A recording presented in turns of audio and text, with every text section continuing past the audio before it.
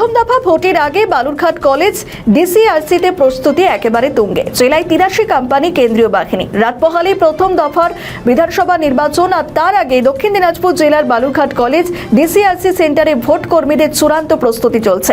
জেলা নির্বাচন দপ্তর সূত্রে জানা গিয়েছে, জেলার 6টি বিধানসভার জন্য 2টি ডিসিআরসি কেন্দ্র করা হয়েছে। তপন, কুমারগঞ্জ, বালুরঘাট এবং গঙ্গারামপুর বিধানসভা ডিসিআরসি করা হয়েছে বালুরঘাট কলেজে।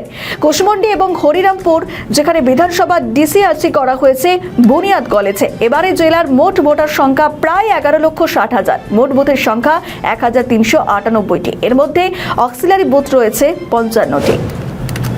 এর মধ্যে আমরা এখানেই ক্যাম্পে আছি। আজকে কোথায় ক্যাম্পে? হ্যাঁ, কোথায় ক্যাম্প? এটা হচ্ছে চাকি মোড় বাইপাস। হ্যাঁ, 12 চাকি মোড় বাইপাস।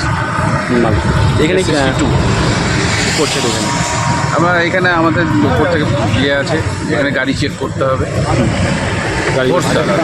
ফোর্স ছিল না সকাল থেকে, যাই হোক কোনো কারণবশত হয়তো দেরি হচ্ছে, কিন্তু আমরা শুরু করে দিয়েছি। আপনার নাম স্যার পরিচয়? আমার নাম রাজকুমার মণ্ডল। কোন পদে আছেন? আমি বিএলআর অফিসে আমিন পদে আছি। আমাদের ভিডিও ভালো লাগলে লাইক ও শেয়ার করুন। কমেন্ট সেকশনে আপনাদের মতামত জানান। আরও ভিডিও পেতে আমাদের চ্যানেলটিকে সাবস্ক্রাইব করুন এবং প্রতি মুহূর্তে খবরের আপডেট পেতে প্রেস করুন বেল আইকন।